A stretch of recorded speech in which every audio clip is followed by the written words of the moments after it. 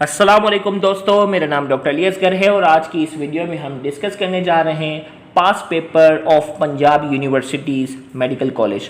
Punjab universities के medical college में admission के लिए जो पास पेपर के एमसीक्यू हैं उन तमाम एमसीक्यू को हम चैप्टर वाइज कंपाइल करके डिस्कस करने जा रहे हैं, क्योंकि पीएमसी की पैट सीरीज़ जो पीएमसी ने अपनी वेबसाइट पर जो अपलोड की है उसमें बहुत से ऐसे सवालात हैं जो पंजाब यूनिवर्सिटी के पास पेपर से रिलेटेड है। तो हमारी कोशिश है कि वो सवालात जो पंजाब यूनिवर्सिटी के हैं उनको चैप्टर वाइज कंपाइल करके हम जो है वो वीडियो की शक्ल में आपको एक्सप्लेन करें, ताकि वो स्टूडेंट जो किसी और बोर्ड से ताल्लुक़ रखते हैं वो भी इनकी तैयारी शॉर्ट टाइम में कवर कर सकें। तो आज के इस लेक्चर को शुरू करने से पहले एज यूजुअल आपसे रिक्वेस्ट करेंगे कि अगर आपने अब तक हमारे इस चैनल को सब्सक्राइब नहीं किया जो कि सिंध बोर्ड टीचिंग के नाम से है, तो काइंडली आज ही आप हमारे इस चैनल को सब्सक्राइब करें और साथ ही साथ बेल आइकन को लाजमी क्लिक करें ताकि हमारी अपलोड करदा तमाम इंपॉर्टेंट वीडियोस की नोटिफिकेशन आपको रिसीव हो सके।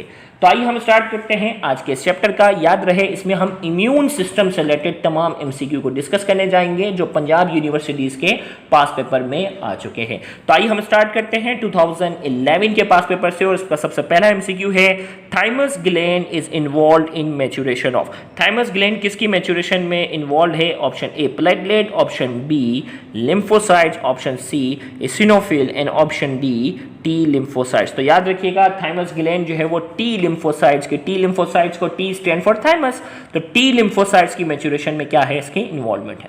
Number 2, in passive immunity which of the following component are injected into blood. अब याद रखिएगा इम्यूनिटी दो किस्म की है, एक्टिव इम्यूनिटी और पैसिव इम्यूनिटी। एक्टिव इम्यूनिटी में क्या होती है कि इंसान की किसी भी जानदार की जो बॉडी होती है जिसके इम्यून सिस्टम को हम बढ़ाना चाहते हैं वो अपनी एंटीबॉडी खुद बनाती है। पैसिव इम्यूनिटी में क्या होती है कि एंटीबॉडी हम खुद दाखिल कर देते हैं। एंटीबॉडी क्या करते हैं? हम खुद दाखिल करते हैं। तो क्या इंजेक्ट करते हैं? एंटीजन, इम्यूनोजेन, सीरम या इम्यूनोग्लोबिन। याद रखिएगा एंटीबॉडीज का दूसरा नाम है इम्यूनोग्लोबिन्स। याद रखिएगा एंटीबॉडी का दूसरा नाम क्या है? इम्यूनोग्लोबिन। तो पैसिव इम्यूनिटी के अंदर कौन सा कंपोनेंट दाखिल किया जाता है ब्लड में? इम्यूनोग्लोबिन को दाखिल किया जाता है। नेक्स्ट है mucus membrane are part of body defence system and they offer. Mucus membrane जो है वो बॉडी डिफेंस सिस्टम का पार्ट है और ये किस दे ऑफर क्या ऑफर करते हैं? Physical barrier, mechanical barrier, chemical barrier या बायोलॉजिकल बैरियर। तो याद रखिएगा म्यूकस मेम्ब्रेन जो है वो फिजिकल बैरियर का काम करता है। स्किन और म्यूकस मेम्ब्रेन जो है वो फर्स्ट लाइन ऑफ डिफेंस है और ये फिजिकल बैरियर प्रोवाइड करते हैं। नेक्स्ट है इमीडिएट प्रोटेक्शन इज ऑब्टेन। फौरन अगर हमें किसी चीज़ के खिलाफ प्रोटेक्शन चाहिए होती है तो कौन सी इम्यूनिटी किरदार अदा करती है? Passive immunity, active immunity, vaccination, natural active immunity. तो याद रखिएगा इमीडिएट प्रोटेक्शन जो होती है वो पैसिव इम्यूनिटी के जरिए होती है, क्योंकि उसमें बनी बनाई एंटीबॉडीज होती हैं वो फौरन से क्या करती हैं? एक्ट करती हैं। नेक्स्ट हमारे पास है the immunity in which T cell recognize. The immunity in which T cell recognize the antigen और micro organism is known as. वो इम्यूनिटी जिसमें टी सेल जो है वो एंटीजन को रिकग्नाइज करते हैं या माइक्रो ऑर्गेनिज्म को रिकग्नाइज करते हैं, उसे क्या कहते हैं? A tissue grafting, phagocytosis, cell mediate immunity response, hormonal immunity response. तो याद रखिएगा टी सेल का ताल्लुक किससे है? सेल मीडिएटेड इम्यूनिटी से। तो इसका करेक्ट आंसर जो है वो C is the correct answer. Next, antigen is a foreign protein और any other molecule which stimulate the formation of. Antigen जो है वो एक फॉरेन प्रोटीन होता है या कोई और मॉलिक्यूल होता है जो क्या स्टिमुलेट करता है? MHC कॉम्प्लेक्स, बी इम्यूनोजेन, म्यूकस या एंटीबॉडी। तो याद रखिएगा तो एंटीजन जो होता है वो एंटीबॉडीज की फॉर्मेशन को क्या करता है? स्टिमुलेट करता है। तो इसका करेक्ट आंसर डी है। Antibodies are produced by which of the following lymphocyte. Antibody कौन सा लिम्फोसाइट बनाता है? तो ये सबको आसानी से मालूम है, बी लिम्फोसाइट जो है वो एंटीबॉडी बनाता है। T lymphocytes become mature and competent under the influence of.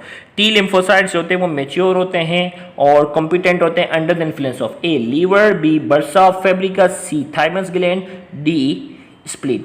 तो टी लिम्फोसाइट्स होते हैं उनकी मैच्योरेशन क्या होती है? थाइमस ग्लैंड में। Next is skin and mucous membrane are part of the body defense system and they form। Skin and mucus membrane जो है वो बॉडी डिफेंस दे फॉर्म क्या बनाते हैं? Physical barrier. रिपीट हुआ है। Snake bite is treated by which type of immunization. Snake bite की जो ट्रीटमेंट होती है वो किस किस्म की इम्यूनाइजेशन के जरिए होती है? एक्टिव, बी पैसिव, सी ह्यूमोरल या डी स्पेसिफिक। तो याद रखिएगा इसका करेक्ट आंसर हमारे पास जो है वो B passive immunity. Foreign immunity की हमें जरूरत होती है तो पैसिव इम्यूनिटी के जरिए इसको ट्रीट किया जाता है। नेक्स्ट है 2013 के past paper, in passive immunity which of the following component are injected into body. भाई कौन से कंपोनेंट को इंजेक्ट करते हैं? इम्यूनोग्लोबिन। देखो कितना रिपीट हो रहे हैं इनके सवाल। Which part of the antibody recognise the antigen during immune response. भाई कौन सा पार्ट जो होता है एंटीबॉडी का, कौन सा पार्ट होता है जो एंटीजन को क्या करता है? रिकॉग्नाइज करता है इम्यून रिस्पॉन्स के दौरान। तो वो उसका वेरिएबल पार्ट होता है। एक कांस्टेंट पार्ट होता है और एक वेरिएबल पार्ट होता है। तो वेरिएबल पार्ट जो होता है वो एंटीजन को क्या करता है? रिकॉग्नाइज करता है। Two identical light chain and two identical heavy chain in antibody molecule are linked by। भाई एंटीबॉडी है ना, उसमें दो लाइट चेन होती है और दो हैवी आइडेंटिकल चेन होती हैं। उनके दरमियान आपस में लिंक किसके जरिए होता है? Disulphide bridge, peptide bond, glycerol bond या डी आयोनिक बॉन्ड। तो इसका करेक्ट आंसर हमारे पास है डाइसल्फाइड ब्रिज के जरिए जो है दो लाइट चेन और दो आइडेंटिकल चेन आपस में कनेक्टेड होती है। नेक्स्ट हमारे पास है antibodies are produce against invading cell by. Antibodies जो होती हैं वो invading are produce against invading cell by, किसके जरिए बनती है? Lymphocytes, basophil, neutrophil. तो करेक्ट आंसर क्या है? एंटीबॉडी लिम्फोसाइट्स बनाते हैं। नेक्स्ट हमारे पास है इन structural diagram of N antibody molecule. अब देखो ये स्ट्रक्चरल डायग्राम वाला सवाल है, डायग्राम यहाँ जो है वो मिस है तो इस एमसीक्यू को हम डिस्कस नहीं कर सकेंगे। Next, T lymphocyte recognise antigen and attack micro organism और transplant organ and tissue, this affect is called.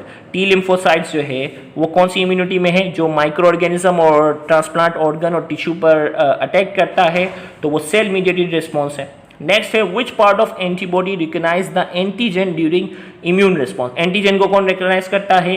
अभी हमने बात बताई थी, वेरिएबल पार्ट जो होता है उसको रिकॉग्नाइज करता है। Next, what type of immunity is achieve by injecting antibodies, anti serum और एंटीवीरोम सीरम। भाई कौन सी एंटीबॉडी होगी? विच टाइप ऑफ, कौन सी इम्यूनिटी हासिल होगी कि हम एंटीबॉडीज को क्या करेंगे? दाखिल करेंगे। आपको मालूम है पैसिव इम्यूनिटी में हम जो है वो क्या करते हैं? दाखिल करते हैं एंटीबॉडीज, एंटी सीरम या एंटी वेनम। नेक्स्ट है which one of the following gland is involve in the production of lymphocytes. कौन सा ग्लैंड है जो प्रोडक्शन ऑफ लिम्फोसाइट नहीं, maturation of lymphocyte is the best answer. तो इसका करेक्ट आंसर हमारे पास है सी, थाइमस।